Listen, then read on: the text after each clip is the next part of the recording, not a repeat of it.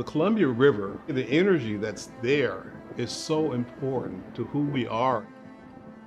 My doorway is about 15 feet from the river, and knowing that York was there, for me, it's just so gratifying. York is the first person of African descent to step foot in what would become Portland. The expedition started in 1803 as far as the Corps of Discovery. They were trying to find a course to the Pacific Ocean. So York, he and Clark grew up together as children. A lot of the indigenous tribes that they encountered perceived York as being the leader. They called him Big Medicine, which was a term that meant he was just really incredible. They would never have been able to go through any of the Indian country without him in Sacagawea. Yet at the same time, it was suppressed, because that would have been totally empowering to slaves at the time. Because he was a slave, they used his labor, but they didn't really give him any credit. And he needs to be recognized, just like Lewis and Clark. My name is Angela Hill.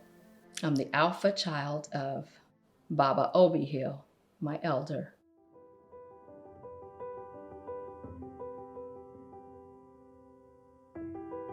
One thing about history is documentation.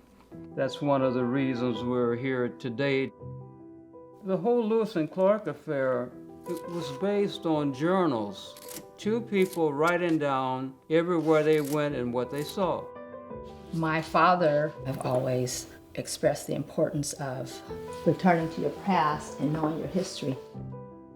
My name is O.B. Hill, and I've lived in Portland since 1948 on Memorial Day, entered Portland after the Vanport flood. I learned about York at Portland State University. In about 2007, I decided to do a project called Let's Read, Walk, and Talk. We began going around looking at these various monuments. At Lewis and Clark College, they had a statue of York, Mount Tabor. Love and unity, not to replace a white man with a black man. The York statue in Mount Tabor was found torn from its pedestal. Portland Parks and Rec decided to keep the statue, but has had issues with vandalism. It's as if we're objects of destruction. We've experienced hostility, white supremacy, racism. Recognition is very important. Looking through a book about the origins of the names of different streets in the city, I saw York Street. I was not even aware that there was a York Street. And so I said, well, I'm gonna go over there. Resolution number 36070. Direct that Northwest York Street is named for York William Clark's servant in honor of his role in the Lewis and Clark expedition, May 22nd, 2002. Even since the resolution, there are no sidewalks on the street. The street has been left out of history like a lot of other things. It led me to talking to a number of people. I think we could start off by just sharing why we're here and kind of where things are at. Opie and I have mutual friends. We got closer as we got older. I thought of him as being a person that looks to the future and trying to make it better, and so I admire him. My name is Wilma Alcock, and I moved here from Kansas in 1943. I love Portland, but sometimes I don't like the way we handle things. This community of black people has been moving from one area of the city to another ever since I've been here. There is no stability.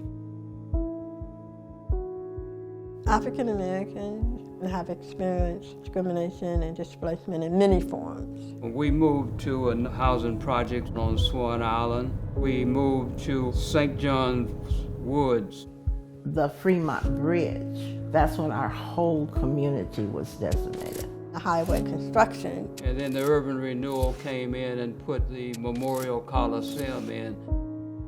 The entire Black community has been excavated and erased as if it never existed. I've moved about 10 times in my life here in Portland. Were most of those moves forced upon you? Yes. For you to see it just destroyed, almost like a bomb went off, it does something to your psyche. It just does.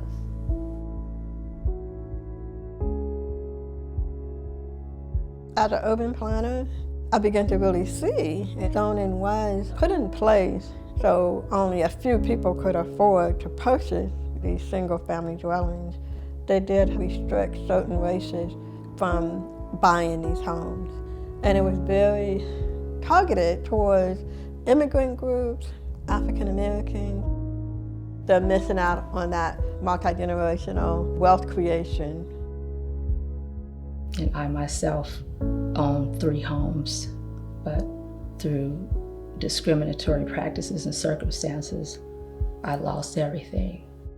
A lot of people think that it's just a building, but a building means something when it's your home, and a neighborhood means something when it's your family.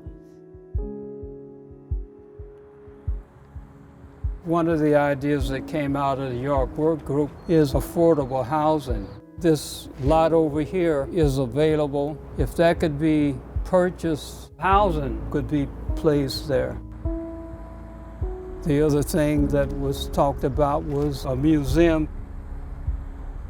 The York project could be the first beginning of a stable area where maybe 50 years from now, there would still be Black people living there.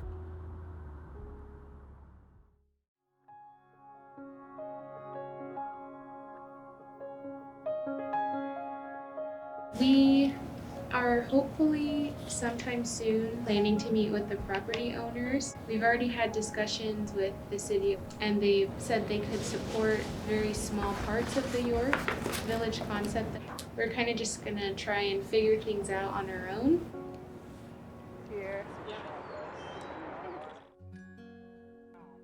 York Village would give us a place to call home, a place to congregate and not feel like you're being watched. We want to feel safe. It's important to have a central place to honor Oregon's rich Black heritage. I just feel compelled as an African American to be able to tell these stories. If we don't tell the story, who will? It's lost. That's it.